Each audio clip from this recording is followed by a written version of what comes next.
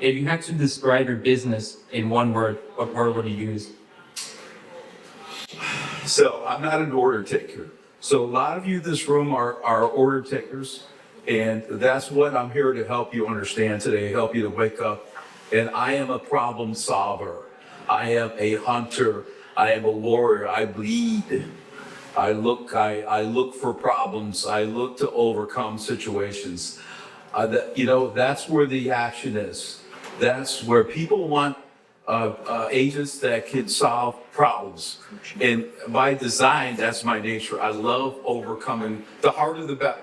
Don't give me easy. Everybody's, it's our nature to seek easy. I wish things got better. I wish race went down. I wish I had more buyers. I wish I had more sales.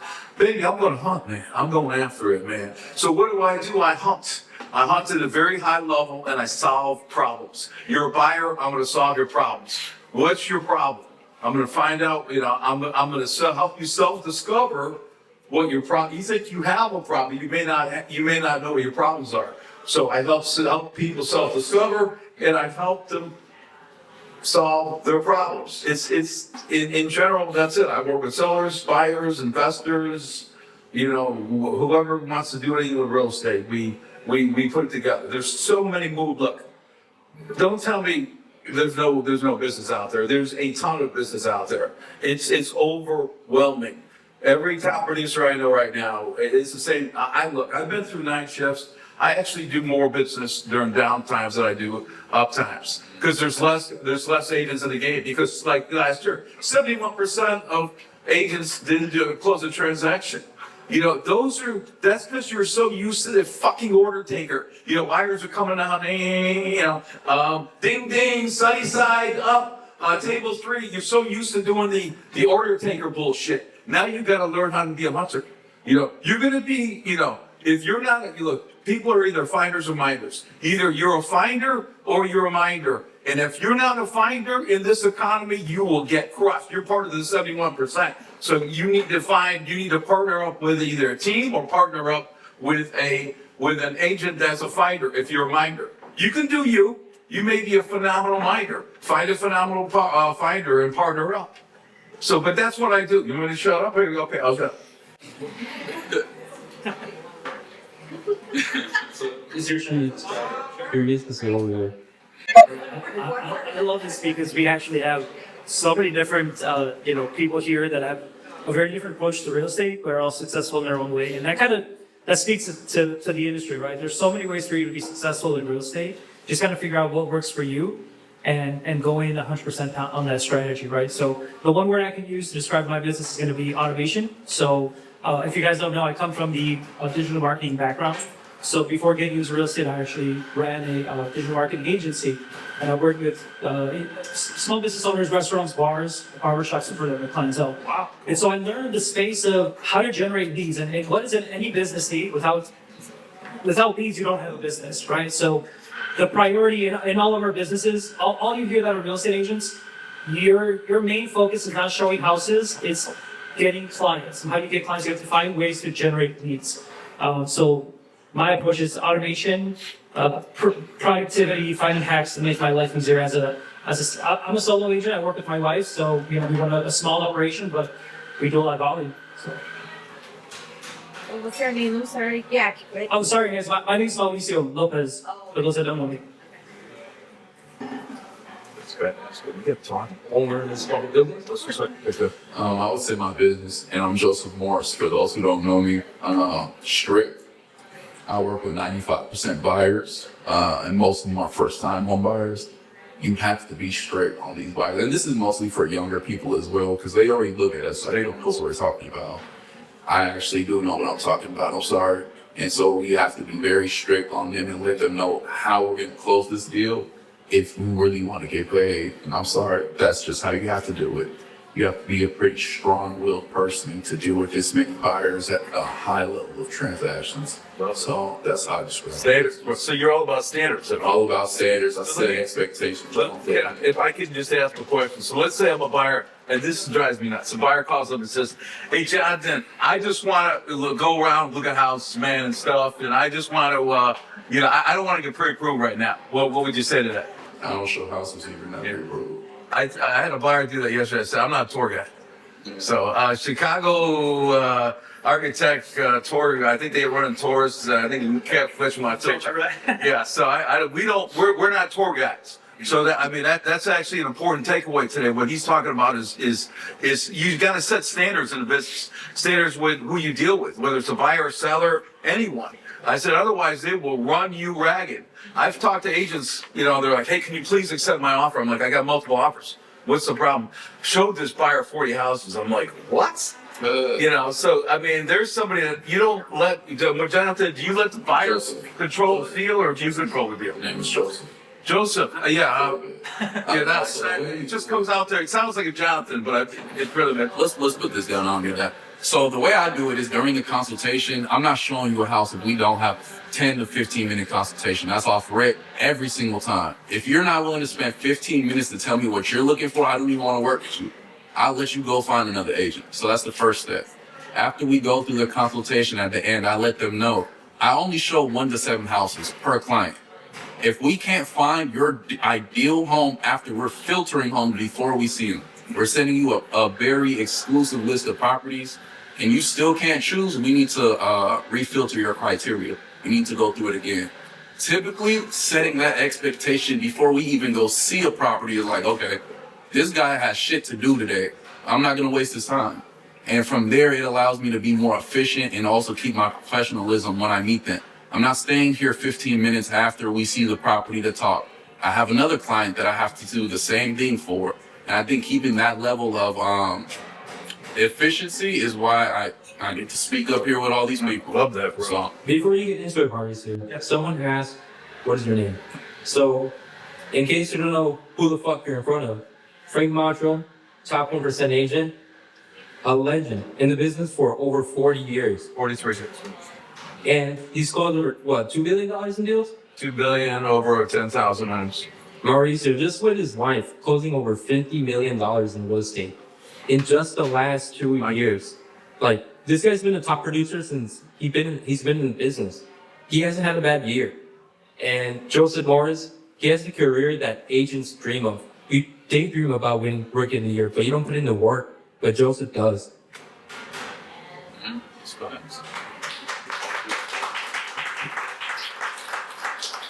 Well, kind of go back to the topic of standards, right? I think setting the expectation for your business and putting yourself in at a high level so that your clients, your consumers can see you as that professional, right?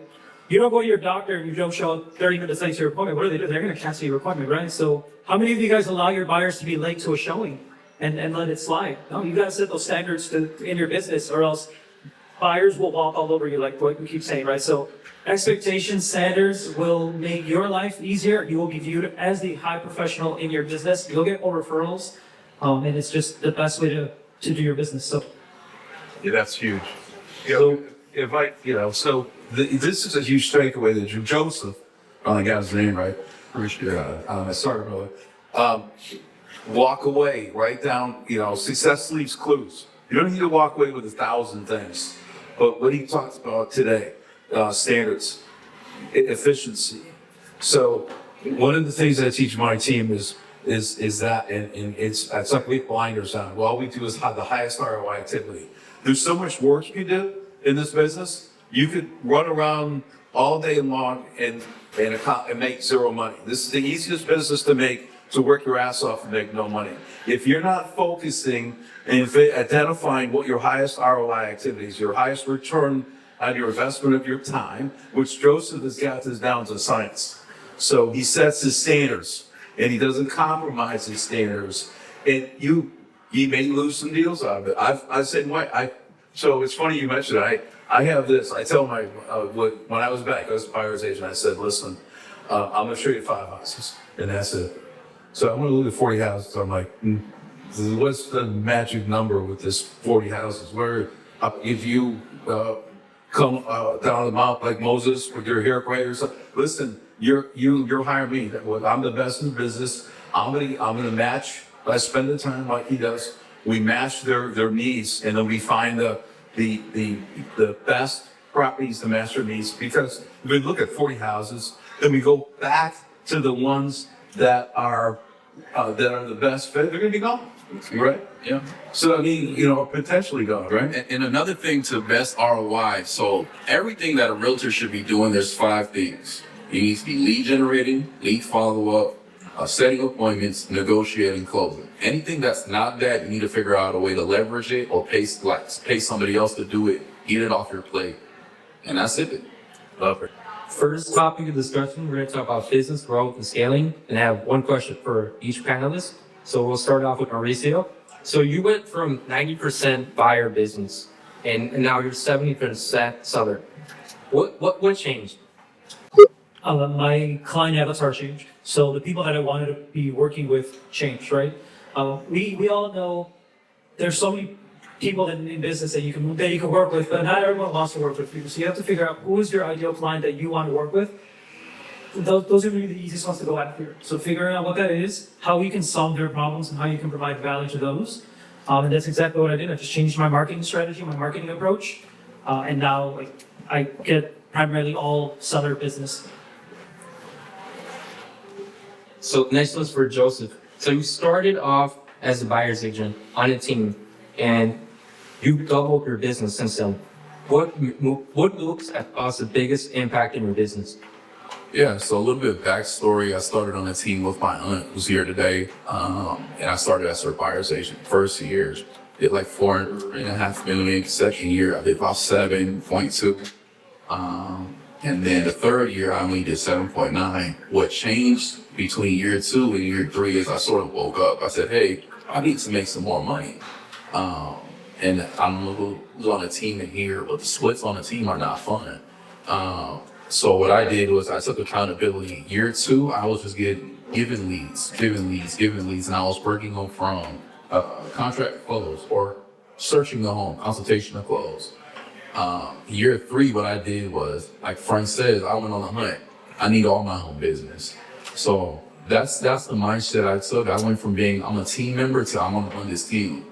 And I think that level of accountability is what let me double. And then last year we hit like 11 million. I hit 11 million. And what we did then was just more systems. So I got an admin, got an assistant, transaction coordinator. So everything I'm saying, like I don't do, I focus on those 5 things. And that's it. Frank, last time we spoke, you told me that you have 75 active transactions currently. Off that market, yes. And there's people that don't even do that in a year. How do you manage to do that without burning out? Yeah. Well, without pouring out, so that's the added on. So that would be tied into my purpose in life. So, if my purpose is just me, then it's going to be a harder road. But my purpose is a higher calling. So if you look beyond my language, I am a born again Christian, and that's probably hard to believe. But, it is funny. Like today I was at the gym and I was like, halfway through I wanted to quit. I'm like, no, I'm doing this. Christ woke me up today. I'm doing this for Christ. It just fuels me, man. So, and then I'm doing this for my children. I'm doing this. If I don't do, I have three drivers. The third driver is if I don't get this done right now, somebody else is going to try and take that news away from me. You have to find your why. You have to find something that will force you to drive your body through a brick wall. You mess with my family, and you better pray that I don't find you, because I will hunt you down. I will go through brick walls. So that's the kind of, you have to be able to tap into your emotions. See, right now I can get into such a high state of emotions when I think of something. It is part of my subconscious. So you have to, here's the other deal. So, Chris, you have to be consumed with this. You have to be constantly thinking. I have to constantly remind myself to the day, 5 to 6 times in a day, who I am, why I'm here, what I'm doing here. This isn't about me. And the other thing is you got to manage your emotions. 95% of your decisions and my decisions are based on emotion. If we allowed our emotion to rule us, what are we going to do? I mean, how many times you feel in the afternoon feel like quitting? How many times after bad news you feel like quitting? So if you take your goals and your standards and your habits and they override your feelings, you're going to crush the day. That's what you got to change. So that's what's the question again? How are you managing 75 million? Okay, so the other part, managing. So this is where it gets really complex because I move so fast and so efficiency, I like the word Joseph uses, efficiency. So everything is around efficiency and doing the highest ROI activity. There's going to come a point where you cannot do everything. And so one of the biggest challenges, hardest things that I had to do, guys, was the letting go. Because I feel like nobody can do everything as good as I can.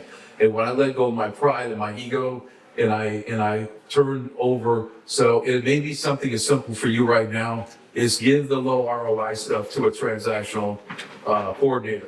There's transactional coordinators that will do, that will give, for hundreds of dollars, they'll do all the back office work to free you up. So you got to go bring in the business. What is Keller Williams listing leads leverage? So you got to be, if you're not, like he's a buyer special, he's crack code. If you're not, buyers or listings, you got to have some source of revenue.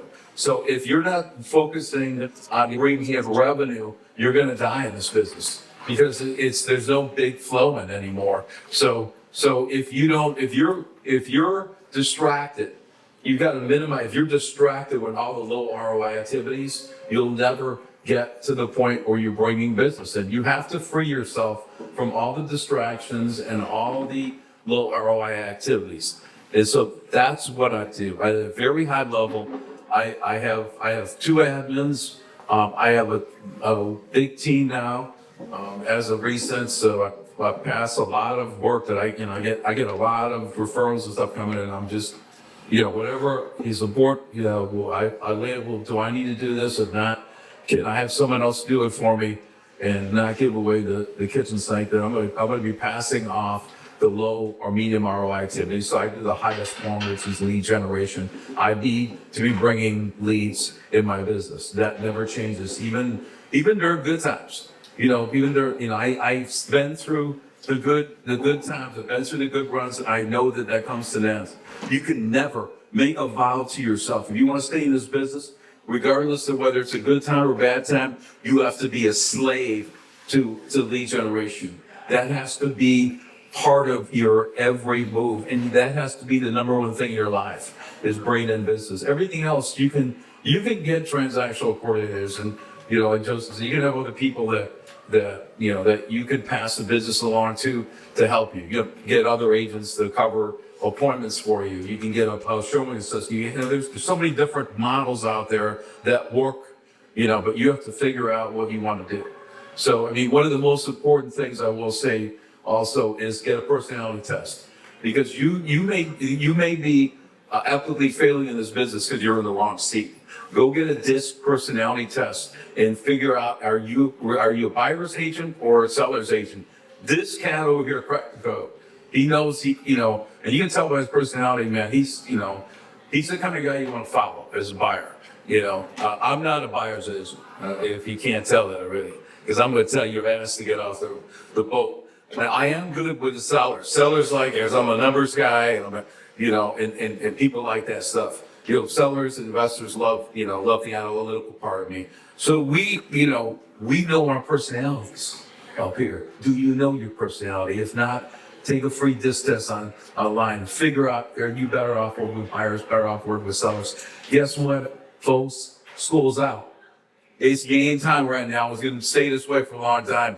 If you think that someone's coming to save you, you are wrong. You got to step up. You got to get out of your chair. You got to fight for your life. This is a fight, man. This is a war, and it's going to be around for a long time. This next wave of post-COVID, whatever the next lotto ticket ain't coming, probably for another 10 years. So get comfortable with hard and learn how to do hard better, because it is here to stay, folks. So getting back to your question, is you have to be efficient. You have to learn how to be efficient and pass on pass on the low ROI activity. You better fight for your life, guys. Can I add something to that? Of course. I know. Let me enjoy it. So to add to the efficiency, please, listing agents, stop showing your own listings. So it's your time. You can't show this house any better than the buyer who wants to buy it. You should be lead generate, unless you're in luxury or doing downtown condos. I can't tell you guys how many houses I've sold this year already without having set foot in the house once. No, please tell them. Efficiency is knowing how to delegate and knowing how to maximize your time, right?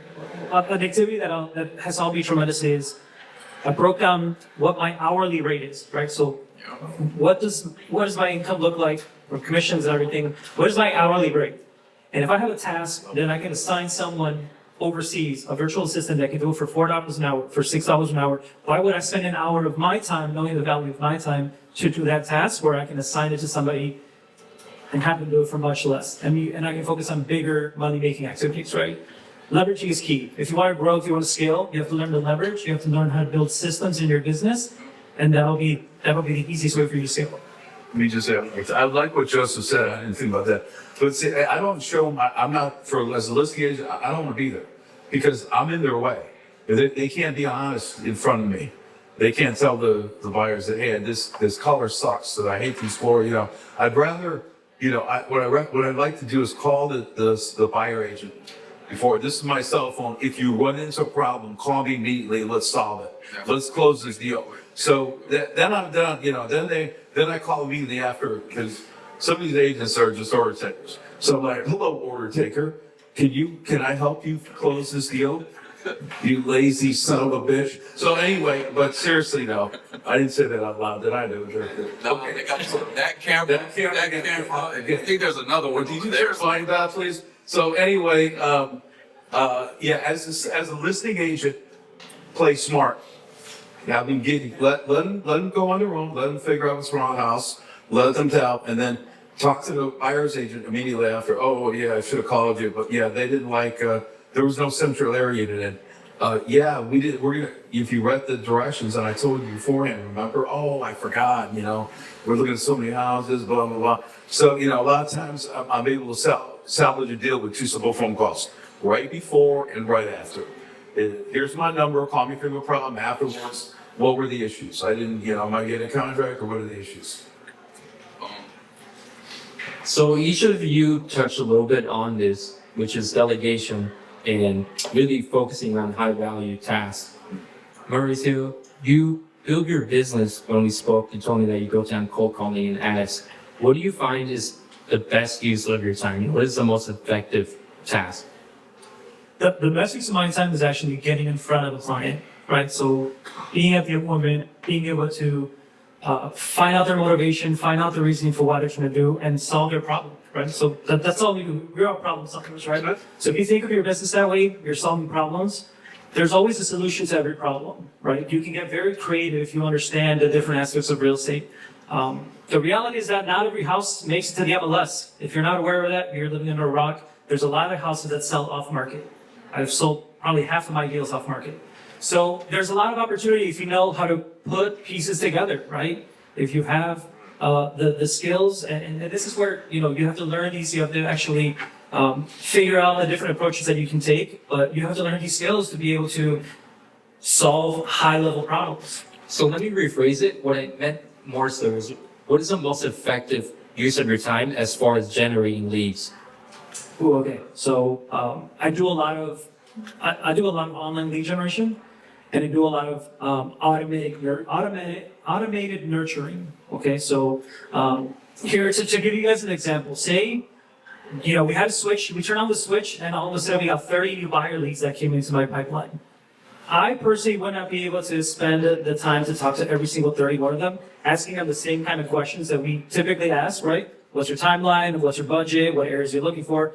Et cetera, et cetera. We all know the typical questions we ask a lead when they're thinking about that, right? So the best way to do that, instead of selling one-to-one, we sell one-to-many.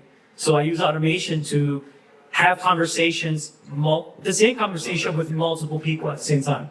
I can literally show you guys an example right now. Yeah, if you show the demo you mentioned, show the demo. Yeah, so super simple demo, guys. I'll show you guys. This will take 2 minutes if you guys want to Walk me through it. While you're setting that up, can I say, do you hear how he identified what he doesn't like to do? And I'm not saying that you're not good at it, but the lead generation part, he automated that because he knows he's a closer. That is what you should be doing, identifying what you're good at in your business and focusing solely on doing what you're good at, leverage everything else out. Yeah. So once you understand that, I mean, it makes your business so much easier. You'll never not have business to close. Like, that's the reality, right? So I want to show you guys something super simple. It's actually going to take you like 2 minutes, right? So go to my Instagram. If you guys don't follow me real quick, follow me on Instagram. It's my username is Mao. If you're not following it, what the hell are you doing? Like, come on. MAUWOW1. Mao1. Okay? MAUWOW1. Okay, that's my Instagram. So I'm going to show you guys an example. I'm going to show you guys an example of how I automatically nurture all my leads when they come in, right? I have different variations of nurtures depending on how the lead comes in, what information they're asking for, right? So for this super simple example, right? Go to any one of my posts, doesn't matter, pick one. I have at it. Comment the word CTC. Okay, just comment the word CTC, and you'll see how easy it is to automate. I'm literally doing this in my sleep, right? Leads come in my sleep. I'm having conversations. My AI is having conversations with leads, asking the right type of questions so that I can get the information that I need to then know if I should pursue this as an opportunity to set an appointment or not, right? So if you guys are following along with the prompt, right, comment the word CTC, you're gonna get a message from me, from my AI, right? And it's gonna ask you a couple questions. Literally just go through the prompts, answer the questions. You'll see just how easy it is to utilize this and then figure out how many different parts of your business you can apply this same strategy to. I use this for listings, right? When I have a new listing. Again, I come from the marketing side, so this is all marketing-based tactics, right? So when I have a new listing, I'll say, hey, comment the word Oak Park, and you'll get all the details for the listing in Oak Park, right? And it'll automatically ask them the questions that I need to gather the information that I need without me having to actually do it. Okay? So when you're going to set up these keywords for your listings and things of that nature, you're not doing these personally either, are you? No.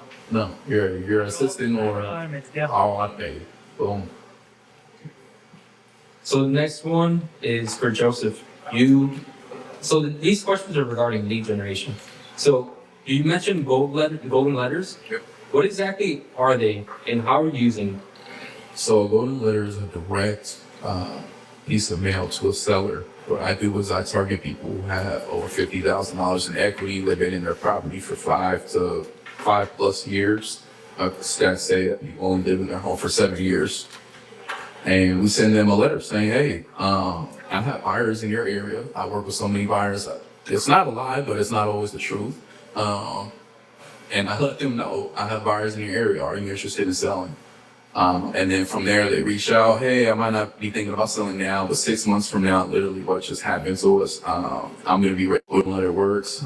It is a little costly. It's about $1 per piece of mail you send. So if you're trying to do it at scale, figure out a budget for yourself and then go from there.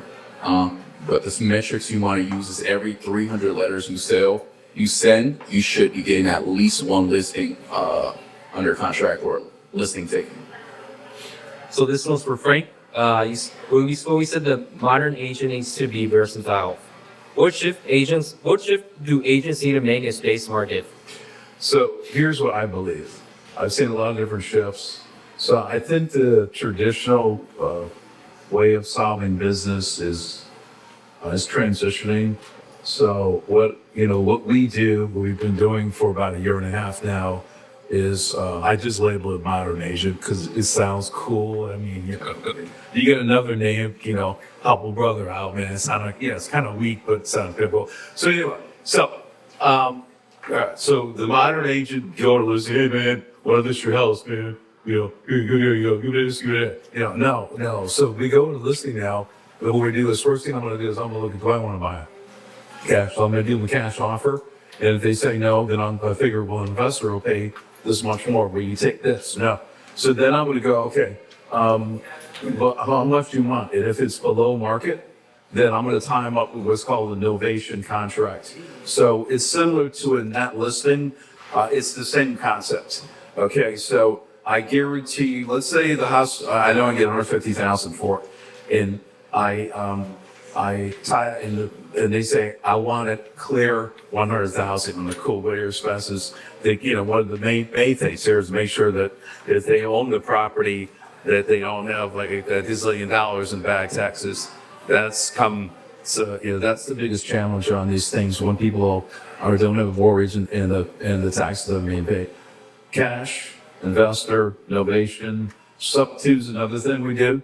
If a property is not, they owe too much money and you can't resell it, you can do a sub-2. It's kind of a seller finance deal where they, but they're going to keep their mortgage and you're going to give them X amount of dollars, and then they're going to give you the deed, and the mortgage stays in their name, and you go and you rent it out. So we've had a lot of success with sub-2s. One of the guys on my team is the Midwest director for Pace Morby. If you're familiar with him, he's the guru that started the sub-2 deal. And then we do, I got a contractor on site. So we do fix the list. So we come in, we might, there may be a property. There's a lot of different programs out there, Curbio, and some brokerages have this as well too.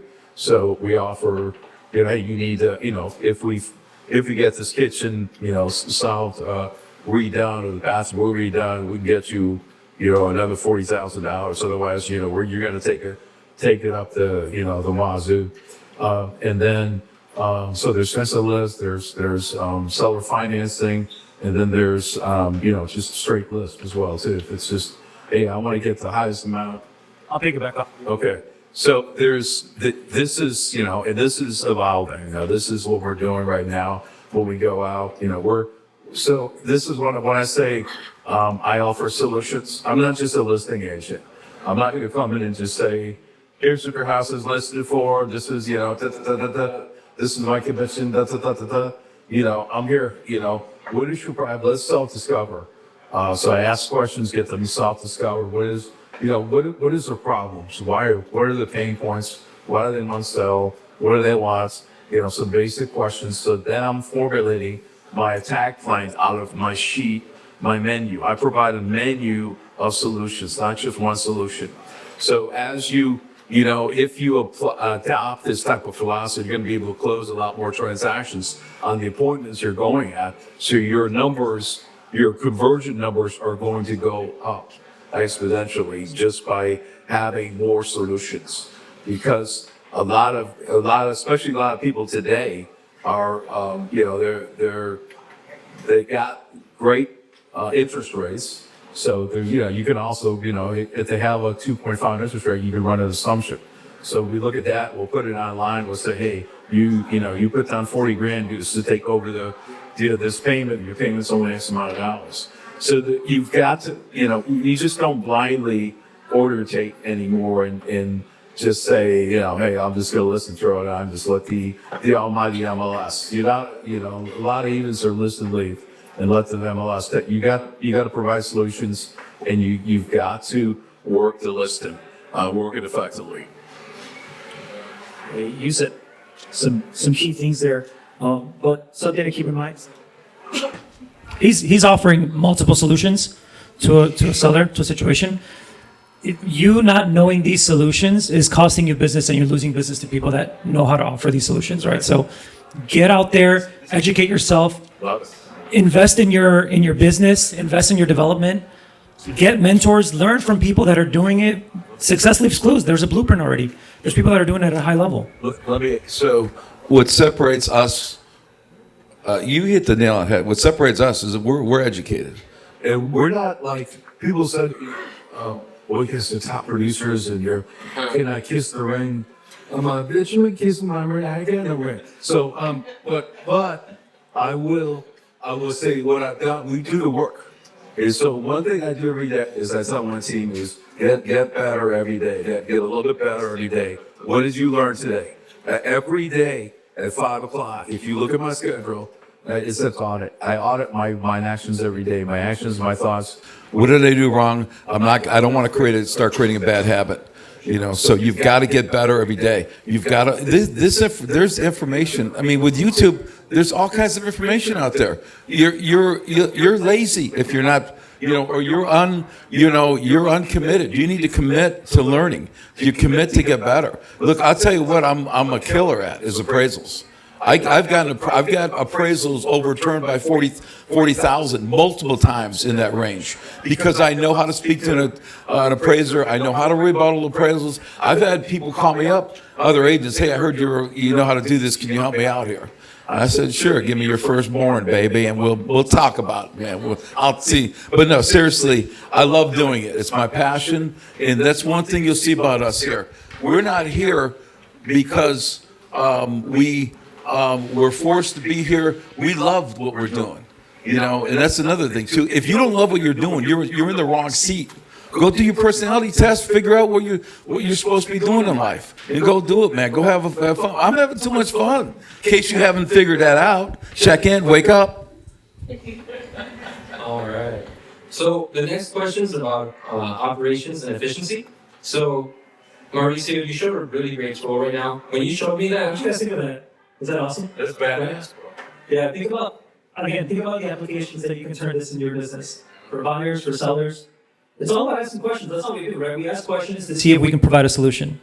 So use that. no, when you showed me that, I was surprised. I was like, damn, this guy's next level. How did we get that?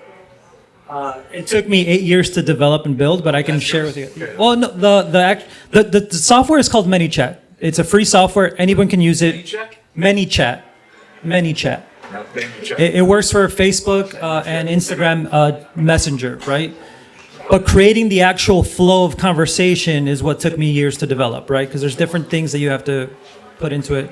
I have a free training. If you went through the prompt, Yes. at the end of it, you can actually join my free training community, and you can see it for free. Yeah. That's badass. Ask is, give us another tool like that, because that was pretty badass. And I'm pretty sure is there anyone here implementing it? No, exactly. I am. So give us some more secret sauce. What other tools are you using? All right, you guys need to leverage AI. Okay, like we're in the age now that if you're not using AI, you're not gonna continue to grow in your business, right? There's so many different ways to leverage AI. There's some different AI tools out there that you can leverage for your business. ChatGPT, we should all know ChatGPT. There's Next Gen, which is an awesome video AI tool that actually allows you, how many in here are bilingual, speak multiple languages, right? So if you speak multiple languages, there's an AI software out there that allows you to record a video in one language and then translate it with your voice to the other language. Wow. Is that Next Gen? Next Gen, yeah. Next Gen Labs, yes. There's so many. You can do everything. There's integration tools like Zapier. If you're not implementing integration tools like Zapier in your business where you can connect one software to another. So for example, me, I run Facebook ads, right? That's my bread and butter. That's how I started my business. Did 18 deals my first year from Facebook, right? So the way it works is it allows you to connect one software to another software. So I ran my Facebook ads with Zapier. I connected them to my CRM so I can track everything. You got to know your numbers. You got to know how to track your business. You got to know who you need to follow up with, and how to stay on top of mind with your clients, right? Incubate them. There's so many ways to incubate your clients using modern strategies and modern technology. Guys, companies out there like McDonald's, Coca-Cola, all these big brands, they have $1 million budgets for marketing. They spend millions of dollars a year in marketing.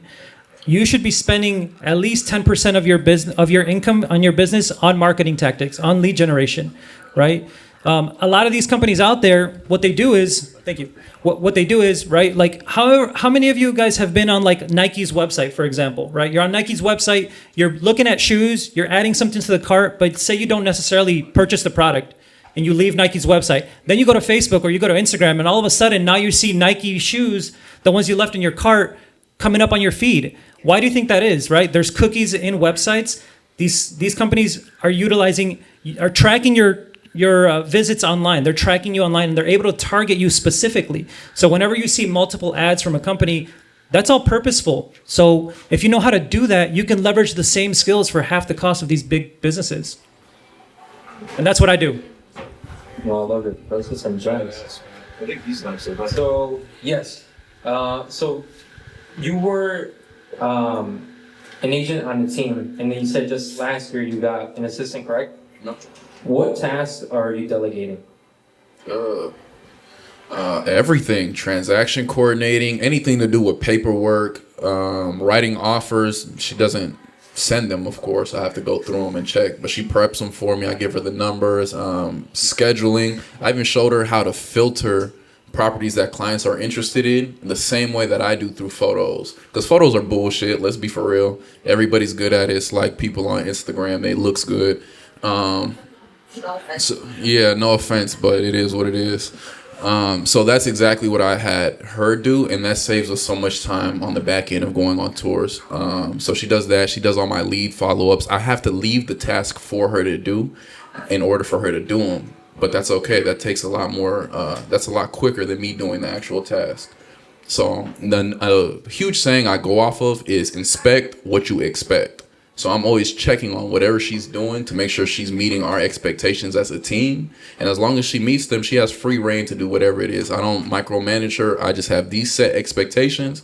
As long as you hit these, I don't really care how you do it, as long as it's just done correctly. So I think that's a huge part for other people as well. Everybody wants to control what another person is doing. If you're controlling what they're doing, you should have never gave it to the person in the first place. Duh. That's a good time, bro. And then Frank, when you are talking about solutions, right? You sounds like you're wholesaling deals, possibly. You're flipping them as well. How are you managing all of that on the top of your brokerage business? So this is what I recommend, is time block, and it's non-negotiable. So if I'm meeting, if I have a time where I talk to my agents, that's all I do. And I go through and talk to I can't talk to every one of them at any particular time or every wholesaler at a particular time. So I set a limit. Like I have a goal in mind where I talk to five of my agents, 5 wholesalers, and 5 investors a day. So and then as long as I keep that and I stick with that, that's one of my primary goals. But I time block for that. You can see it in my schedule. I can pull up my schedule and show it to you. It gets not only does it get in my schedule, but it gets done. So if you don't start time blocking and if you don't start scheduling and then time blocking, what I mean is you can have a schedule and still not do the work. So you have to do both. You have to schedule it, and then you have to say, I ain't doing shit, and I ain't talking to anybody until I get during this time frame. They can wait. Unless it's a 911 from my wife or my kids, then that's a different story. Other than that, you can wait. The world can, because even if I allow distractions, one of the keys in this business is that you have so many distractions going on. Thousands of distractions a day. If you respond to them during your time, your lead gen time, you'll never be successful. Your lead gen is holy ground. When you enter, you need to get into a room, into a bunker. And I operate a lot at home. You can't find me. My wife can't find me in the house. And nobody's going to find, kids can't find me. Nobody's going to find me. Where my lead gen time, that's my holy ground, man. It's like when you see the movies like 300, when they play that holy music and stuff, that's like what I picture when I go in this room. This is sacred ground. I do not compromise this, because if I do, my business will epically fail. And if you don't do this, this is why you're failing now. This is success 101. You absolutely have to schedule and time block. This is a war.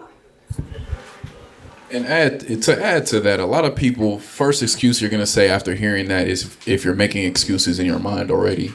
I don't have the time. You literally control your own time. You wake yourself up. You do all the things that you feel are important to yourself. If a client is telling you, I need your time, this and this, you got to get the power back. Everything is, I don't know if you guys are recognizing, a lot of this is mindset and psychology. you need to make sure you are the one in control of everything. That's sort of just how it has to go if you want to run an efficient business. You gotta be strict. Be strict on that ass. One more thing in. So when somebody comes up to me and they go, "Well, this is really hard," I said, "Look, whoa.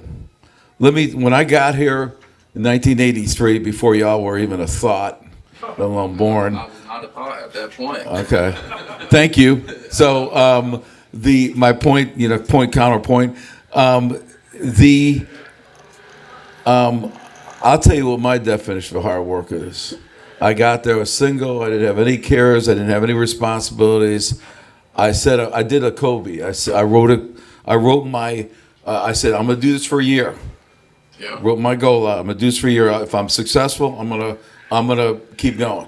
So from Monday through Saturday, 9:00 in the morning until 9:00 at night, all I did was cold call with a rotary phone. I was trying to even push the fucking, come on, motherfucker, tried to go faster. I couldn't go. I didn't have no speed dial.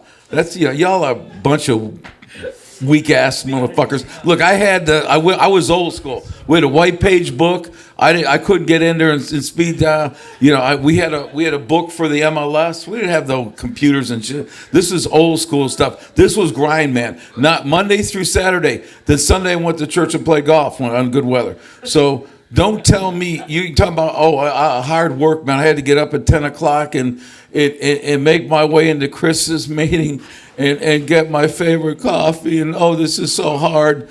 Please don't go there. You need to success leaves clues. Find out what top producers are doing, man. Ask them what's your day like. Not even top producers, people who are making what you want to make. Because that word pissed me off. I don't even like that word, top producer. Yeah. Like, it's just an accolade that you have to use as an agent to get da-da-da. You'll get over it. Find somebody who's making what you want to make. Go talk to that person. Yeah, fuck that. I mean, the key point here is like you have to hold yourself to your own standards, right? My mentor always says, you don't rise to your goals, you fall to your standards. So you control your standards. You control every decision you make on the daily basis, and those daily decisions, daily actions that you take will accumulate over time and compound over time. Success is simple. It really is simple. It comes down to just doing the daily actions that you know is going to get you to the goal that you want to be, and not giving up, not stopping when you feel tired, not stopping when you don't feel like doing it. It's going to happen if you just stick to it. It's a matter of when. Yeah, true. So it definitely is all about consistency, and it's all I did my first year was focus on the work, the grind. I didn't know any better. Nobody told me I was supposed to have a mental health day. I was supposed to be afraid of calling people. I heard people F me off. I heard people say you don't want none of this smoke. So after a while, I'm like, okay, dude, you want to play a game with me? I'm like, smoke? Y'all got a barbecue, man? Where you at, man? So that But then, see, when I do a pattern disrupt, then they start laughing too. They're like, oh, you're pretty cool, dude. All right, the point is, all these, success leaves clues. So yeah, I mean, whether Joseph has a hang up on the word top producer, or whatever, whatever. The point is valid. What he's saying, that you need to look at whatever anybody's doing. It's what they're accomplishing. If I want to do what they do, that's what I did when I got into business. When I first got into business, I'm like, what are the top producers? Sorry, that got upset about that. What are the top people? What are the big producers? Is that better? You like so anyway, I don't want to chase this guy in the room. So what are the guys doing that I want to, and the girls doing that I want to do? I want to make that kind of money. Why are they doing that? What are they doing differently? Because we are doing differently. And Joseph hit the nail on the head. We think that it all starts off, look, people making 50 grand think differently than people making 100 grand think differently than people making $500,000, blah, blah, blah, blah, blah, on and on. It all starts with your mindset, baby. So we think a different way, man. And we're not like angels. You should be pretty obvious by my language. And then, but we're also, we're no different than you are. We just make different decisions. We think differently. We make it different. We choose to think differently. We choose to act differently. You choose to act differently than us. You know, look, today is, when you leave today, some of you may be part of that 71%. When you leave today, you make a choice right now. This is game time right here, right now. You know, if you're just coming here, some people just are professional attending to all these educational things. Education doesn't change you. You can hear all this shit that we're talking about doesn't change you. You making a decision to change and changing your habits, changing your mindset habits and your action habits is going to make you a rock star, a top producer, a whatever, a certain person that makes a certain amount of money, you know, whatever you want to call it. But listen, it's you gotta make a decision today. Don't just come here and just say, "Wow, man, it was a really cool event, man. Yeah, man, I really had a great time, man. You know, wow, man, the weed was great." Look, listen. Stop going to these events, and you hear everything you need to hear today, man. You've heard everything you need to hear. Make a decision to change your life. Change your activities, and you will change your income. I guarantee you. I promise. Over time, this is a long game. This is not a we're going to come here and I'm going to cold call for a week, or I'm going to, you know, chase buyers for a week, and it's going to change. This is a long game, man. This, you know, I was fun watching Joseph grow, and he's a beast now, man. You know, both of these guys are studs, man. But they didn't do it overnight. It takes time, man. I'm 43 years in the game, baby. And I'm still going strong. I got to quit this game, man. It's part of my life, man. This brings me to life, man. I'm in the right chair, baby. So get in the right chair and you make a decision today. If you don't walk out, if you're not making a commitment in your life right now, you're right now, right here. If you don't make a decision right now, then you're missing the whole point of us getting together. I'm not here just to tell jokes and cuss and get you to laugh at me. Oh, it's kind of fun. But anyway, I'm here because I want you to change. And I know that my other brothers here feel the same way. Yeah, it really just comes down to taking action, right? Like, unperfect action is better than perfect inaction. Okay, think about that. You'll learn. This is a business where we learn a lot as we do. Like, you get better the more you practice, the more reps you make, the more hits you take, right? So just keep doing it and change your limiting beliefs. Like, it really does come down to just changing your mindset, changing how you approach business. Real estate is abundant. There is enough business in this state for every single one in this room to make six figures if you really wanted to. If you're really focused on it, every single one in here can make six figures this year. Easily. You know, there's an abundance of real estate if you know where to look for, if you know how to carry your business. He said something very important. So this is the key. So I don't want to cold call. I'm afraid. Hey, listen, how do you think I learned?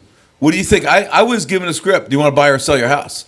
That shit got old fast. So I don't have all the toys y'all have today, like Brendan Mullerin online has got all these crazy cool scripts. I mean, you got it made in the shade, man. Listen, get out there and do the work.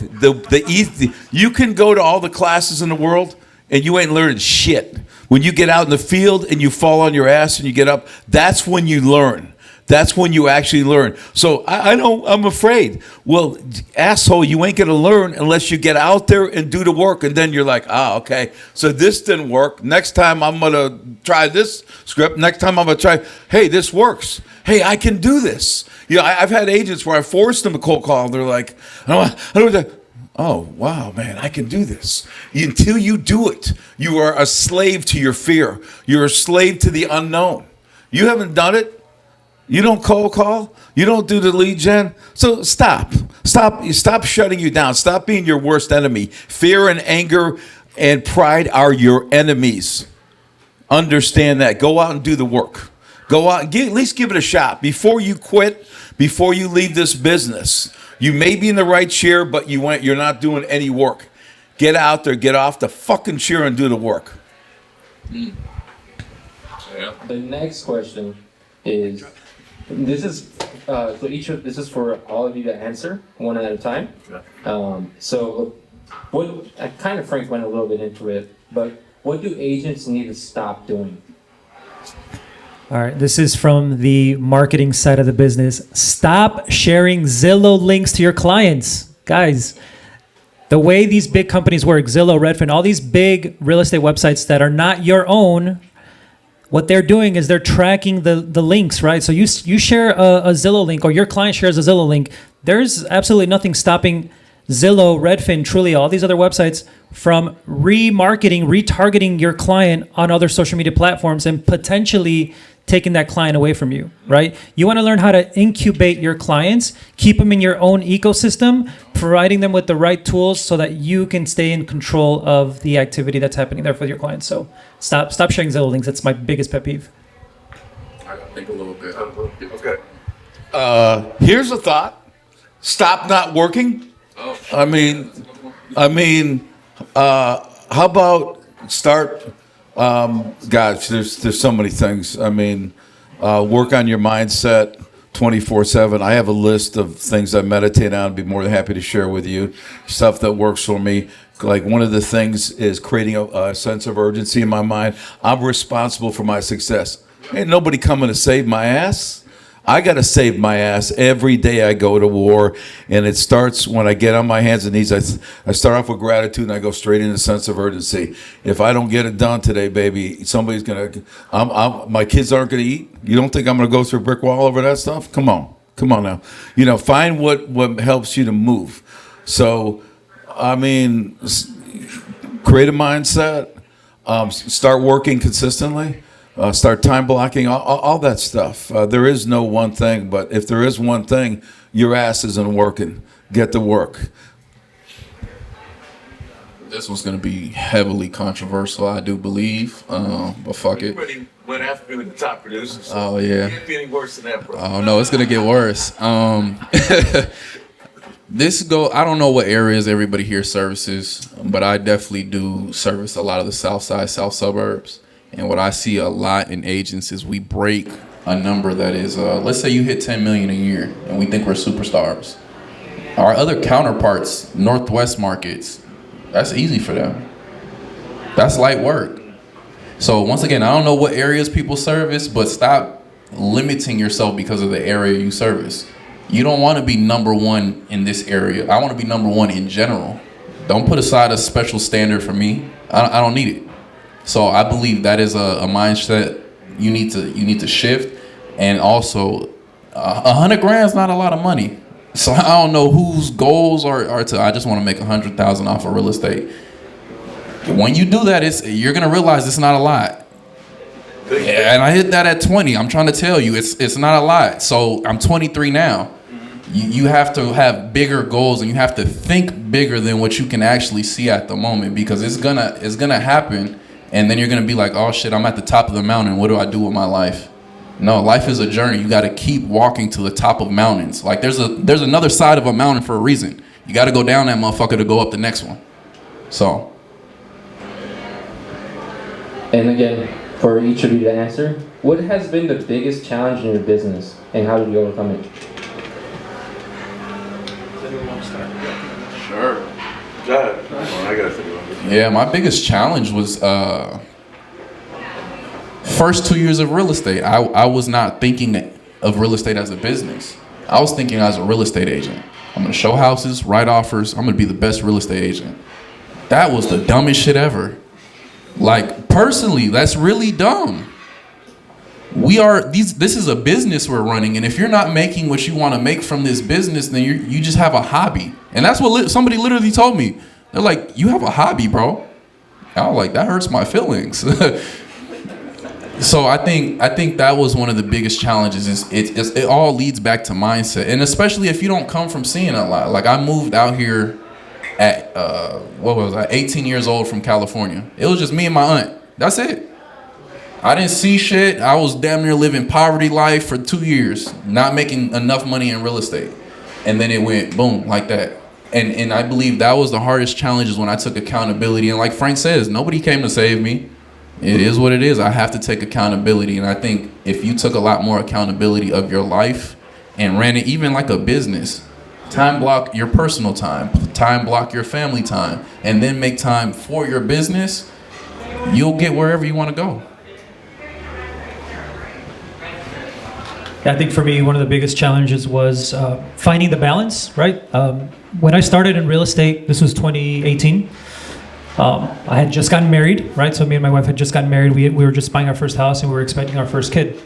And so I knew early on that I didn't want to be tied to a business that I had to be on call for 24/7. And I know that's a lot of agents right now. Like a client calls you, you drop everything you're doing to go meet with that client, right?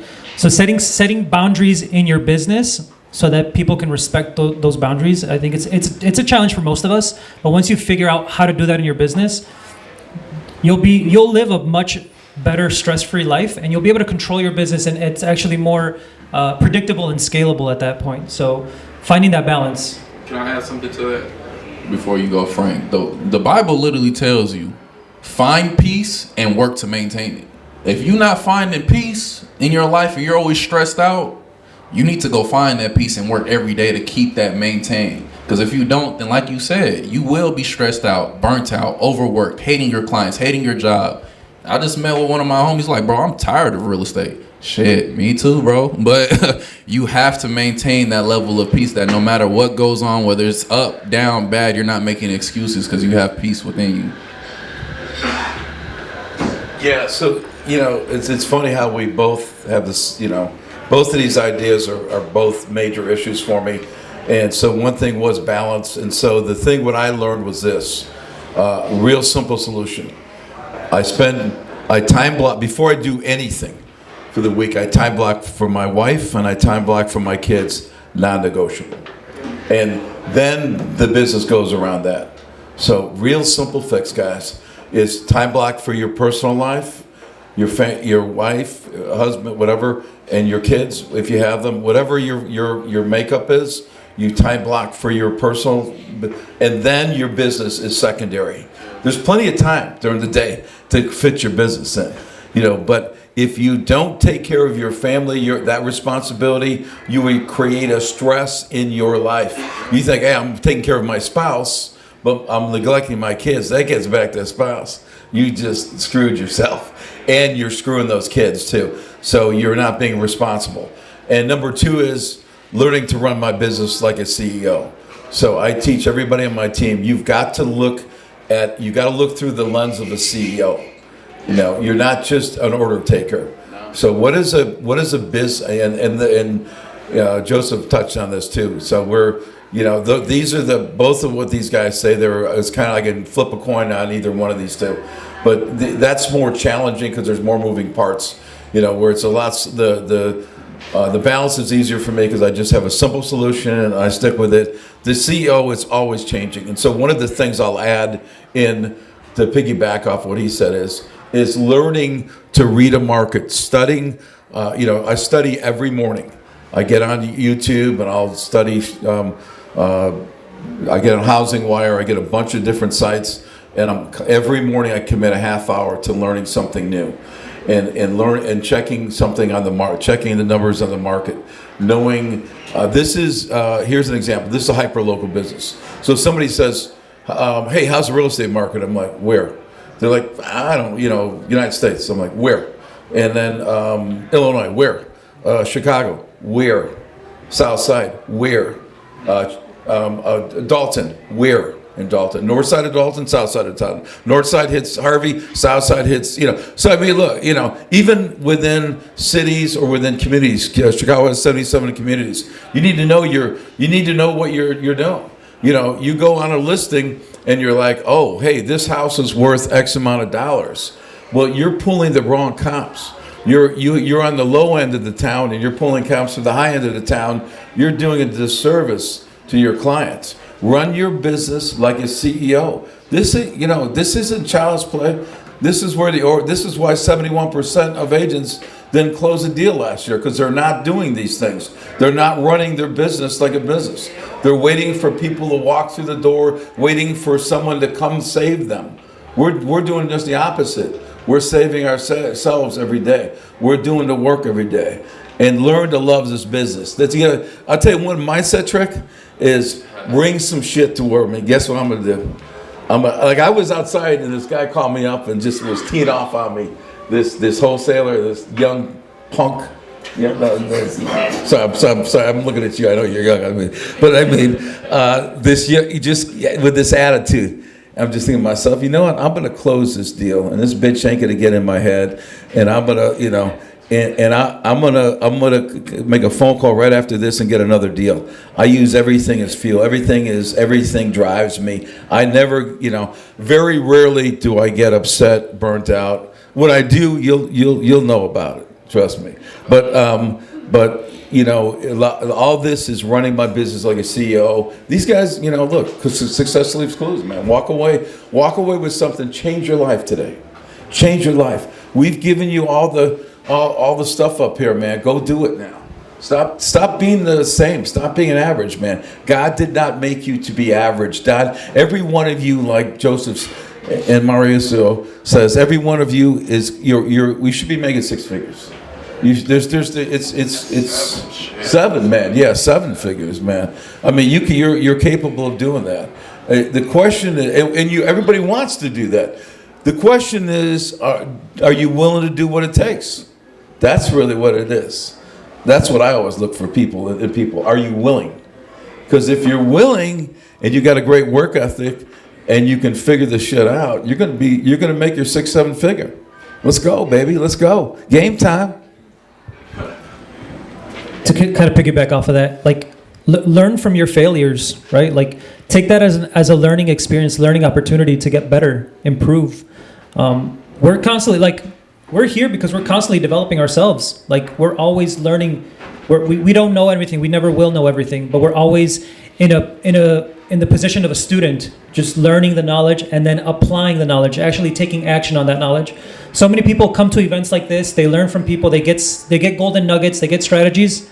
They don't implement. They don't take action on that, and then they ask themselves why their business hasn't changed. It's all about taking action, right? So for me, like as an example, I do a lot of cold calling, right? So I know it takes me around 12 to 15 no's to get to a yes, right? And if I know if that yes lands me an appointment and I can make $40,000 profit on that one deal, how motivated do you think I am to get those rejections, to get those 13 no's so I can land that 14th yes? So you got to shift the way you think about failure and just move forward and seek opportunities. They're out there, guys. They really are. So so to your point, I would take my numbers and then I divide it. So let's say it's 20 people to get a lead. Every person that tells me to go fuck off, I'm like, thank you. You just made me $100. Thank you for that one. So you turn around and make it. So then it's fun. Then it just becomes a challenge and it becomes fun. So he just told you. He makes, what his numbers are, how much money he makes. So if he divides that 40 grand or whatever his average return is into the 12, 15 calls, that's a lot of money per call. So these no's are welcome. I'm looking. So it's more important for me to get a hold of somebody because the more I talk, if I'm cold calling, the more people I talk to, the more yeses I get, the more conversions I get, the more money I make. That's how it works. So you got to that's the mindset that we carry.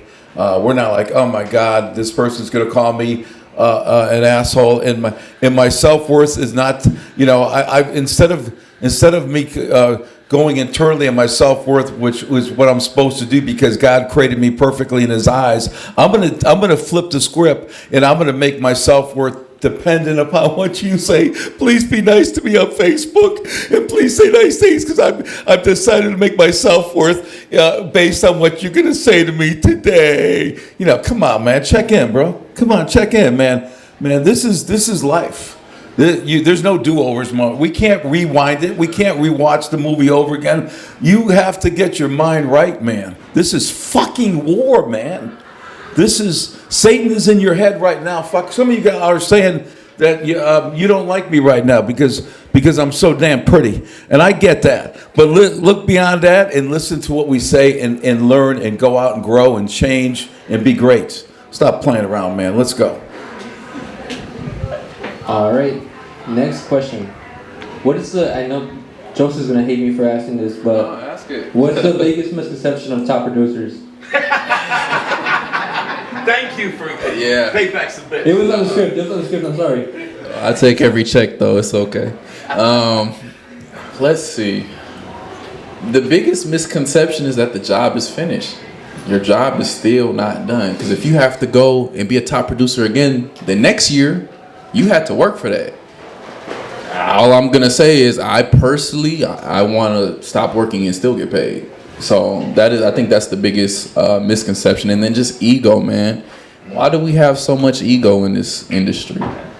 Like, personally, if you're not making 7 figures a year off real estate, please don't tell me anything. I don't really want to listen to you. If you're close, okay, I'm gonna listen. But like, you stop carrying yourself as if you're so great.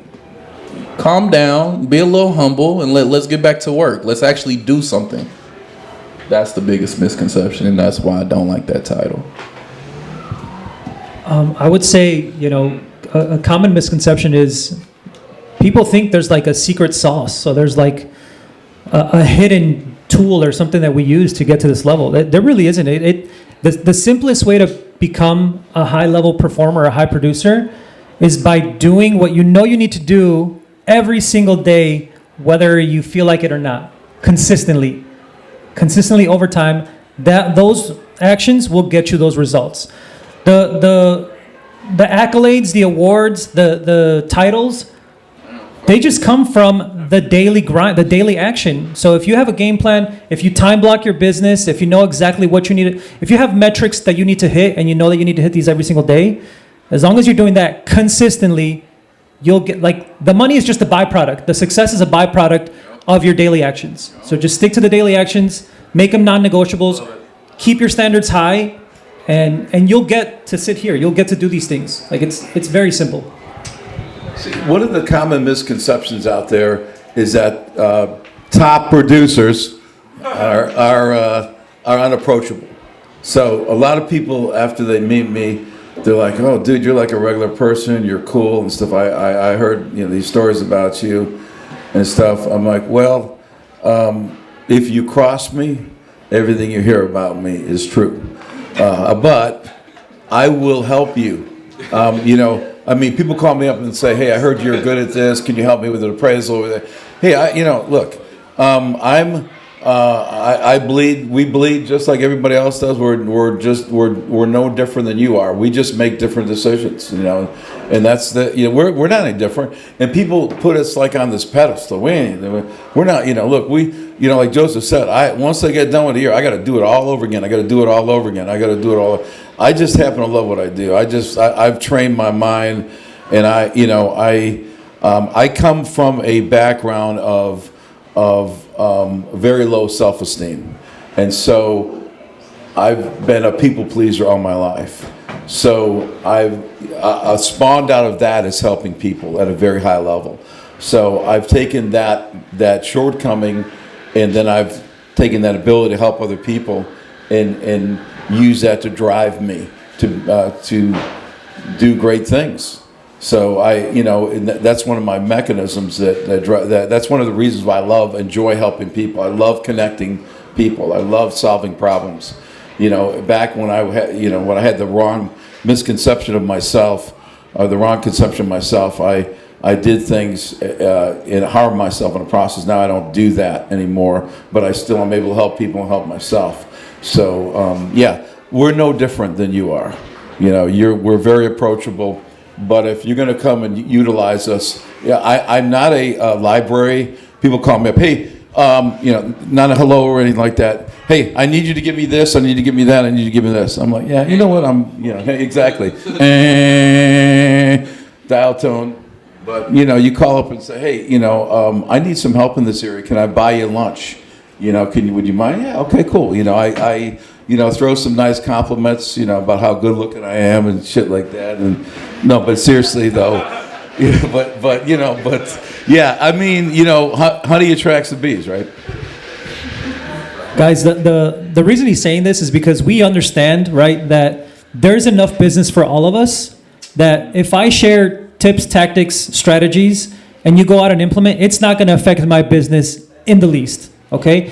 So the difference between high-level producers and people that are just starting out or people that aren't at that level is they think differently. We're collaborating instead of competing, right? So it's a mindset shift you have to have, and once you get through that, you can really kill it in this business. And then just stay disciplined. Like that's the biggest thing. You have to be disciplined personally in your life because that translates to your business. If you need help, think of your role model, Jay-Z, 50, whoever it is, and ask yourself, are they doing this right now? Are they out at the club at 2 a.m? This is my young dudes. No, they're not. Why? Because it affects their performance the next day. So when you have those thoughts on like, what should I be doing? Look up to your role model and like, okay, should I be doing this? Or even if it's easier, think as if you were already a millionaire. Would you be doing this if you were a millionaire? Probably not. And that's how you need to operate your life. And you got to be strict with your life just as you're strict with everything else. All right, at this point, I'm going to be asking one more question. But before I do that, I want to open up the floor for question and answer. Does anyone have a question? Go ahead. Christian, can you give a tip about your career or your success? Oh, yeah. Hold on. Can we give Christian some praise for being a young hustler who put this together? I told him on our call, I was like, man, I spoke on a YPN panel, and they had, everybody knows CAR, right? Chicago Association of Realtor. Think of their mailing list that they have. And they got a little over half of the results you're getting here in this room at a coffee shop by yourself. You're that fucking guy. That's all I gotta say. The biggest advice I would give is, don't be afraid to fail and just fall on your face and embrace it. And what I mean by that is, when I became a mortgage loan officer, I did not know anything about mortgages. I had never taken a loan application. And beforehand, I was a real estate agent. And like 71% of real estate agents, I was a failure. And when I became a loan officer, I worked relentlessly because I had a chip on my shoulder that in the mortgage industry, I'm going to be who I could have been as an agent. So no longer am I going to be that real estate agent that just half-asses things and is afraid to put themselves out there. I've heard some people call me arrogant, and that's because I'm acting as if the person I want to be. I'm not acting as who I am. I had someone within the company say that because I started promoting that I'm looking for an assistant. And he said that I'm not big enough to support that yet. Even if I'm not, I'm trying to be that person who is, right? So don't be afraid to fail. You'll figure it out. You'll find a solution. And if you don't, like, who cares? Like, really, who cares if you fail, right? Like, think about who you're gonna be if you win versus who you fail. If you fail, you're already a failure, so you're just gonna stay a failure, right? But if you win, now you're gonna be a winner. So don't be afraid to fail. The more you fail, the more you win. Fail often and fail quickly. That's what I would say. That's good response. And even with the decisions that we make and things of that nature, we probably make decisions a lot quicker than the average person. Why? Because failure is an option. Okay, that's cool. But winning is an option. We're going to take either one. And that's just how it is. You have to start moving a little bit more with a sense of urgency on the decisions you guys are making. Respectfully. Go ahead. Mr. Frank. Frank, you're an awesome character. I don't know you, but would love to get to know you more. Correct. So, you mentioned your low self-esteem early on in your career. What was really the driving force in your mind, and what dug yourself out of the hole that you felt like you put yourself in? So when I was younger, I used to get picked on a lot. And back in my day, you get away being bullied. So I got my ass kicked on a regular basis when I was a younger kid. When I was in high school, I started lifting, and I'm getting myself back to my high school. So I've lost over 100 pounds in a year. So I'm making my weight. Thank you. I'm making my my health. I've never made my health important, and now I realize it's important for me for my business too. But back then I was a machine. I mean, the amount of high school I started, so I got even because what it was is I'd get picked on and bullied, and I'm like, I look at them like, one day, bitch, and I say it's coming. So I started. I walk around not with a chip on my shoulder, with a boulder on my shoulder, and it's just always there, man. So it made me become competitive, where it gave me that internal drive. So if you don't have that though, you can create that by the Bible talks about brainwashing yourself in 2 Corinthians. You can brainwash yourself to create a sense of urgency by you keep thinking. Whatever you think about is what you become. So if you're looking to put yourself on autopilot, for example, when do you not think and you react? You're like when you're in imminent danger. You're crossing your street and an oncoming car's coming. Oh, I had to work out at the gym today. I pulled my hand. I think I'm just gonna kind of take my time. No, if I could be injured, you'll see me Carl Lewis my ass across the street, and get out of harm's way. Guess what? I can create that in my mind.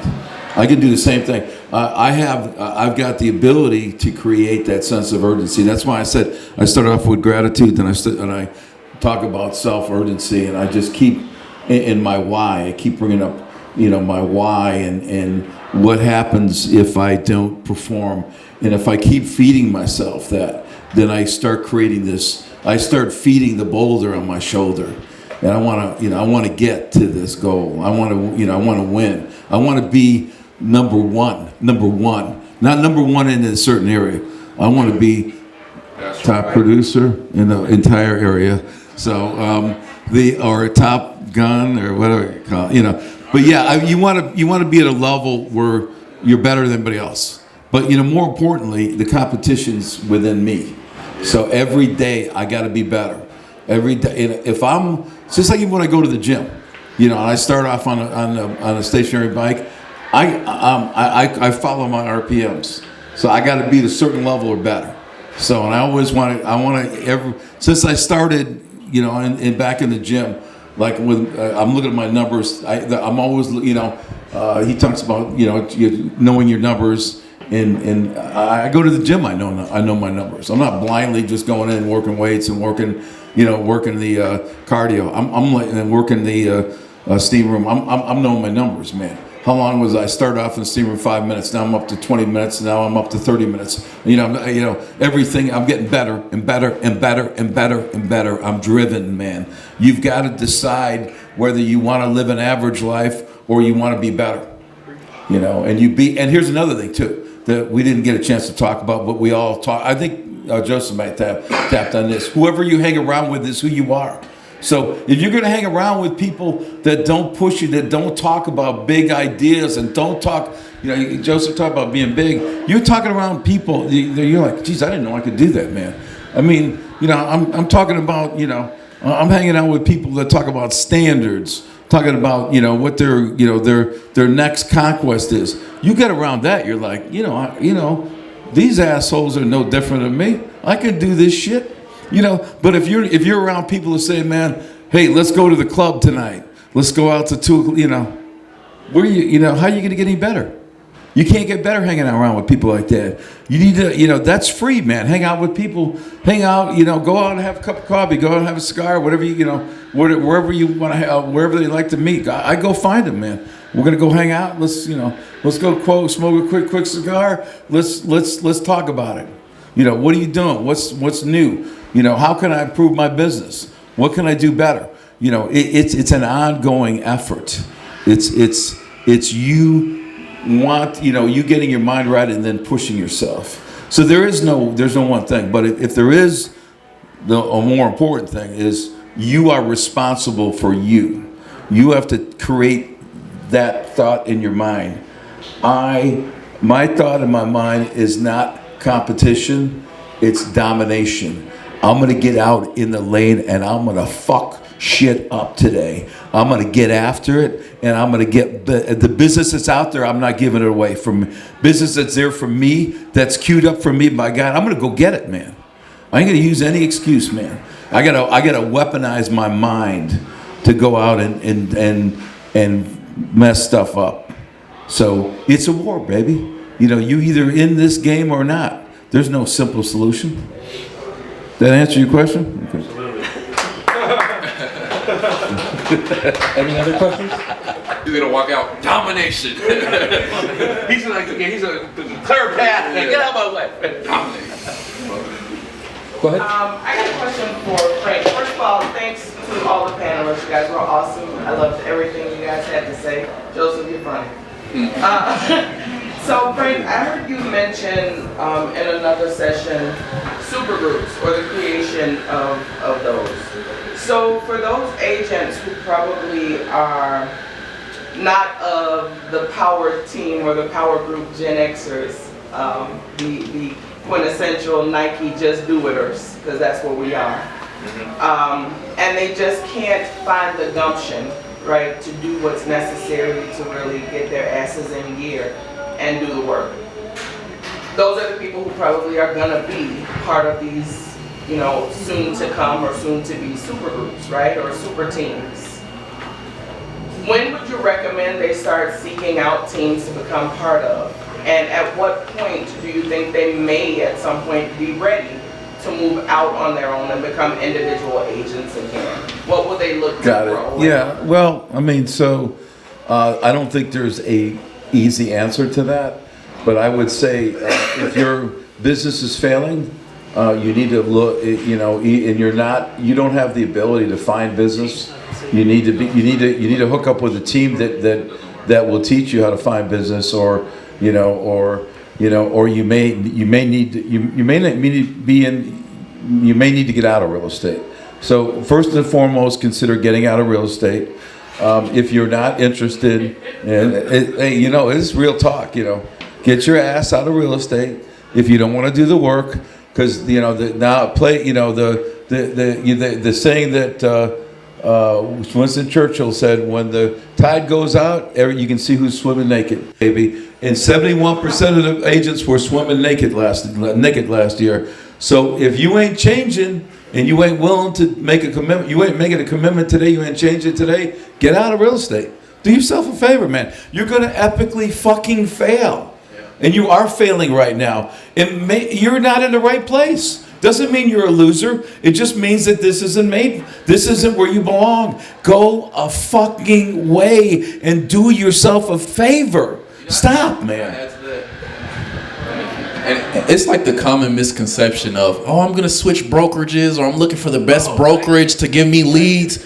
That's not their fucking job. That's your job.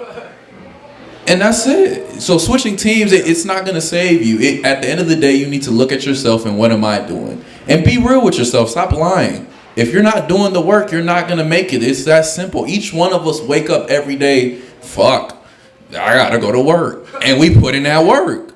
And that's why we're here. The price you pay for a team is the accountability that you lack for yourself. Think about that. Okay? If you want to join a team, Drop it, leave it alone. Like, that's the reality, guys. Like, people that join teams, we're speaking the truth here, right? Like, people that join teams do not have it in them to generate their own business, so they're looking for handouts, right? At the expense of a team split. That's the reality. So if you know how to do it yourself, doesn't matter if you're at XYZ broker, it doesn't matter where you are. You're building the business yourself. You're relying on your own production. You control your narrative for your success. I'm going to add to that real quick, Frank. Those are facts, signing on them. And I'm literally an example. I'm sitting up here telling you this personally. We're going from a 50-50 team split, making not shit, to now I own the team. Exactly. You just said 50-50. Fuck. Yeah, exactly. It's like he literally just said, that accountability piece. You're paying for it with your own dollars. Figure it the fuck out. So I will say this. If you don't know what you're doing and that's your missing piece, then join a team. And then once you know you're doing, you can assess whether that, you know, I have some very aggressive splits on my team. a lot different. A lot of people say I'm crazy with my splits, but I do it, because I would never work as a top, producer. You can't hold on, you can't hold on to people 50-50 splits. That ain't, So you may start out that way because I got to pour into you, but then I got some very, very psychotic splits. But for a team to be, to hold people, I got to do that. So, but more importantly to answer your question, if you're just an order taker and you just want shit handed to you, you're probably not going to last on a team anyway, because you've got to be able to generate. But if you're like, hey, I really like, I had my top producing agent on my team, Aaron Gaines. I just point, he's a sponge, and he's, I give him, I study the market. Look, this is the shift right now. This is where the pot of gold is. Next thing I know, he's working it day and night. I'll tell everybody else, the team, and barely anybody else is doing it. So it's really, team is, Joseph's right. A team is not going to save you. A team can help educate you, and and Aaron stays on my team because of my guidance, man. Because that's not his strength, but his strength is he's a fucking machine, man. He gets in there, gets it done, man. But to Joseph's point, like, Joseph is probably the guy that just needed, hey, look, I'm joined a team. Now that I know what I'm doing, I can do this on my own. And that's when you come to that realization, then that's maybe a time for you to go. And when people get, I got a guy that left yesterday on my team, and we are like, high-fiving each other, man. Go get it, man. If you can do it better somewhere else, I never burn a bridge with anyone. I'm like, if you feel like it's time for you to go, I'm grateful that we had this time together. We had a great opportunity, and I'm grateful that I could help you. And it's all about collaborating. There's so much business. Look, don't say, hey, there's no business out there, because then you're wearing the wrong set of glasses. There's a ton of business out there. So it's really, are you willing? Are you willing? Are you willing? Are you willing? It's what it boils down to. So we're running out of time. So I don't care. I don't care. So very quickly, just concise answer. Not talk for 30 minutes, Frank. But But do you see what he just did there? That's a whole power shift he just did. Frank said, I don't give a fuck. Chris said, well, I do. That's how you have to be with your clients. Good point. That's a good point. So quick, like, couple minute answer. Don't answer 5 questions at once. Another shot to me. But if you could go back and talk to your younger self, and this is for each one of you, what would you tell yourself? Yeah, that's a great question. That's a great question. Look, we all start. Every new agent starts out the same way, right? We're like a fish in shark-infested waters. We don't even know where to go, what area to focus on, right? So, I would say if I had to start over again, like, I would tell myself to learn every aspect of the business. Retail is a very small piece of real estate. There's, like Frank mentioned earlier, there's multiple solutions to every problem when it comes to real estate. Retail is one small piece. There's so much that happens outside of, like, retail transaction. That's a whole topic for another event. But I would tell myself to learn that earlier. If I would have known what I know now when I started, I'd be in a completely different place in my life, right? Financially and just in production. But you learn as you go. So put yourself in a position to always be adaptable and always be willing to learn. And I would just soak everything in like a sponge. My only thing would just be buy more real estate. It's really that simple. The real estate, it takes 3 multi-units to hit 6 figures a year. Just think of that. And it doesn't have to be elaborate 10 units. You can buy 2 to 4 units, and that's it. And I'm telling you that as a practitioner, not a fucking theorist or theologist. So that's the only thing I'd do different. I would say 2 things. Number one was I pay attention more to my health. I just was like wild, out of control, eating, So a lot of it was instant success, and my ego took over. Going from low self-esteem to high ego. Living like I'm a, lifestyle of the rich and famous and spending money foolishly. I would have, that's probably my biggest thing was, controlling that, controlling my spending and controlling my food intake. I'm glad that I'm figuring that out now with the food intake. But yeah, when I was younger, man, I was a wild man. I mean, I was the 2 o'clock guy, and I'd stay out till 2 o'clock in the morning, show up, and 8 o'clock in the morning, get to work. But yeah, hungover and stuff. So I mean, it's those days. I'm glad those days are over with. But if I had a chance to do it over, I'd tell that stay away from that, because that's not productive. And I'm grateful that I'm learning through life, and I'm great. So continue learning, continue growing, and go out and make your changes and commit. Be all in. Be great today. Make your changes today. And like Joseph said, stop kicking the can down the road. Oh, if I go to this brokerage, or if I join a team, or if I do this. Maybe, I'm not saying that you can't join a team, but don't think that that's the end all for you, that's going to solve all your problems. Only you will solve your problems. So you need to make changes today. So where you're at today is not where you're not maximizing your gifts that God gave you. So know this, every one of you in this room can do better. So the question is, the challenge we give to you today is, are you willing? Are you going to make the changes? I think it's key to have an obsession about something. And for me personally, my obsession is about being better. When you have an obsession about being better, you literally will become better about anything you do. And it was funny, I was sitting up here, I'm like, obsession is such a huge thing, but I couldn't pinpoint what it was until Frank had said something. I was like, I'm obsessed about being better. And I started thinking back about everything in life. I think if you don't have something you're obsessed about, if it's not music, arts, or whatever the fuck, be obsessed about being better, and you will slowly start seeing your life change. There was an instance in my life where it was changing every 3 months, like unrecognizably. I'm like, what the fuck? I'm growing out of rooms. I'm outgrowing friends. I'm outgrowing this and that. And now it's like, okay, well, it's starting to pay off. And I like where I'm at now. I still want to go further. Joseph, does that goal ever change? I mean, you ever hit that goal of getting better? No, it's you exactly, and that's why I said earlier about the mountain. You hit the mountaintop, but there's a whole nother fucking side. You got to walk down, and then you got to go up the next one. You just don't achieve it. And if you think you achieved it, I don't know what to tell you. That's that's ignorance. Yeah.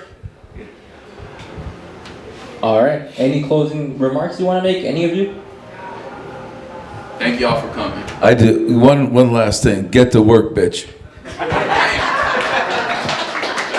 Guys, everything that you need to learn in real estate's already out there. So just take action. Surround yourself with the right people. Put yourself in the right rooms.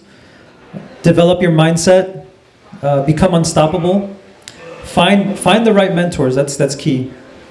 If anybody wants any free resources, I've got amazing free resources that I'll provide to you guys. Again, comment on my social media, on my Instagram, free, and you'll get access to the community that I have, that I provide a bunch of free trainings. The goal is to help everyone level up together. There's enough business for everyone to succeed. There's no reason why everyone in this room can't make 6 figures in real estate this year. I'm gonna piggyback off that. A couple of people told me to make sure that I'm getting referrals from this or ask for sponsors. I don't care about that. I'm doing it for the love of the game. I want to host the most badass real estate events, and this is the first of many. So collaborate over ego. I've never worked with them. Well, I work with Frank on opposite sides, but I've never seen a referral from these guys. Do I care? No. Am I gonna be here handing out business cards? Hey, if you know a client? No. Just do things because you love them. Yeah, my last closing remarks is there's probably only going to be 2 people in this room who actually do something from today. Be one of those 2. Maybe. That's it. Please. Take action, guys. Yeah. Hopefully. And don't let one of those 2 be somebody up here.